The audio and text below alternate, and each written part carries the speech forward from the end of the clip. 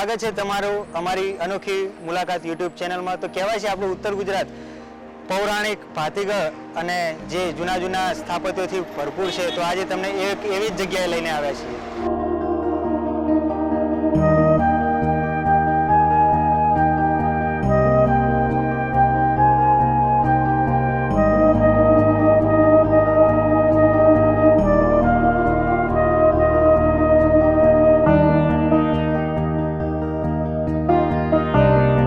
એટલે જ તમારી માટે અમે જઈએ છીએ અનેક ઐતિહાસિક પૌરાણિક ધાર્મિક અને એવી સ્થળો અને એવી સંસ્થાઓ પાસે કે જ્યાં તમને ક્યારે પણ ઉજાગર થયેલી માહિતી અને ઇતિહાસો જાણવા મળે। તો આજે અમે એવી જ જગ્યાએ તમને લઈને આવ્યા છીએ, ધારપુર દેલવાડા ગામમાં, કે જે આવ્યું છે મહેસાણા જિલ્લાના બેચરાજી તાલુકામાં, જ્યાં છે સિગોતર માતાજીનું મંદિર અને ત્યાં એવું કહેવામાં આવે છે કે ગંગવા કુવાની સિગોતરમાં। તો આ સિગોતરમાંનો ઇતિહાસ કંઈક અનેરો છે જે અમે તમને જણાવીશું। તો સૌ પહેલાં કરી લો માતાજીના દર્શન અને આપણે પછી કરીએ આખા ઇતિહાસની વાત।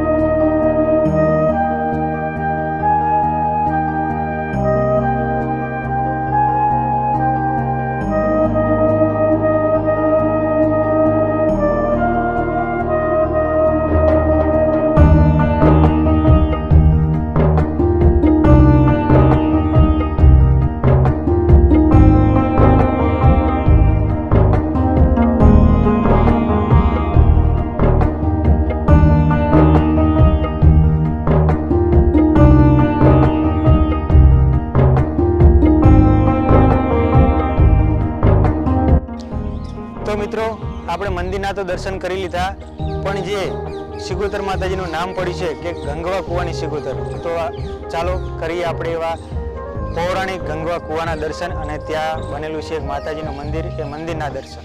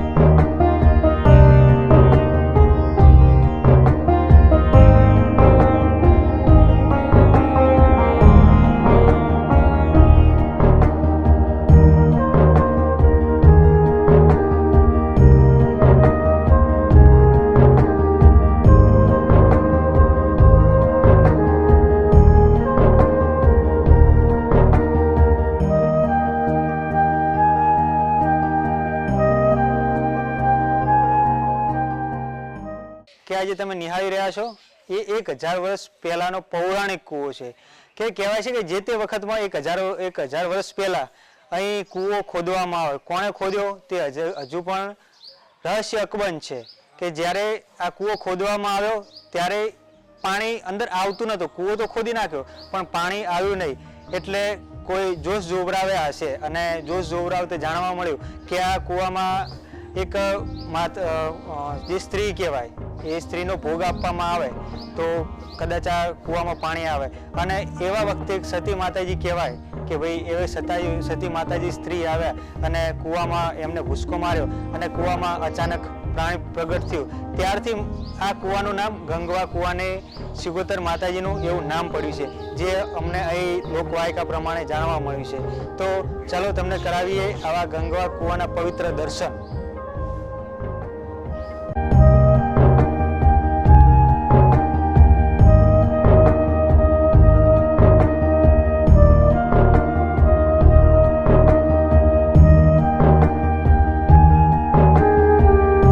તો મિત્રો, વધારે માહિતી માટે આપણે આ જે ગંગવા કૂવાની સિગોતર માતાજી મંદિરના જે પૂજારી છે એમને આપણે મળ્યા, તો એમને આપણને ઘણી બધી વાત કરી. તો આપણે વધારે વાર ન કરતા એમના પાસેથી જાણીશું ઇતિહાસ. શું નામ છે આપનું? માલુમ બચ્ચન. આ જે ગંગવા કૂવાની સિગોતર માતાજી કહેવાય છે એમનો ઇતિહાસ શું રહેલો છે? એમનો ઇતિહાસ વળી લગભગ 1000 વર્ષ પહેલાંનો જો જૂનો ઇતિહાસ. એમાં માતાજી ચથી આવ્યા, કોઈ નહીં આવ્યા, એવું બધું કોઈ નક્કી નહીં.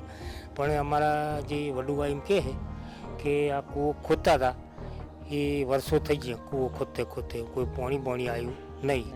પણ કોક શ્રી આમથી આવી અને પૂછ્યું કે જમ પાણી થતું નહીં, કે હવે ખોદીને થશે, હવે પાણી કૂવામાં થતું નહીં. એ શ્રી અંદર ધીમખો માર્યો એટલે પાણી ઉભરીને કૂવામાં બહાર આવ્યું. બરાબર, એ માતાજી થતા સાત એટલે એ પછી સિગોતર નામ પડ્યું, ગંગવા કૂવાની સિગોતર. બીજું અહીં અમે જોઈ રહ્યા કે આટલા બધા ગરબા ને એ બધું છે, તો આનું મહત્વ શું છે? એક આ ગરબા બધા નવરાત્રિમાં, પછી ચૈત્ર મહિનામાં જે બાધાવાળા હોય ને એમના મોનેલા આશીર્વાદ ગરબા રમાડવાના, સવારે માતાજીને હોય મૂકી જવાના. પછી અહીં જે કહેવાય છે કે કોઈ પણ ધામે જઈએ તો કોઈ રવિવાર હોય, મંગળવાર હોય, કોઈ પૂનમ હોય, કોઈ આઠમ હોય, તો અહીં કયા દિવસે વધારે પબ્લિક આવે છે? પૂનમના દિવસે ભંડોરો ચાલતો હોય, લગભગ 700-800 માણસનું રહોડું ચાલતું હોય. જમણવારો બહુ પબ્લિક આવે. રવિવારે આવે, પૂનમે આવે, એ વધારે પડતી આવે. અને કંઈક મેં સાંભળ્યું હતું કે નવરાત્રિનું કંઈક અલગ મહાત્મા છે, એ શું છે?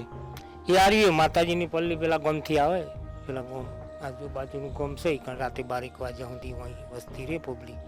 એ પછી જી હોમાતુમાં જે મોનતા હોય ને એટલે બધા મોનતા જી રેડતા મંદિરે આવે, મંદિરે માતાજીનું નિવેદ કરી અને પ્રસાદ વેચી મારવા 1 વાગ્યા સુધી.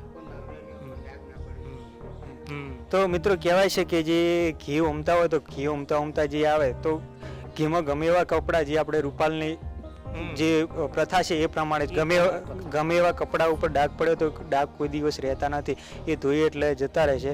તો તમારો આભાર છે કે તમે અમને આવી સરસ માહિતી આપી.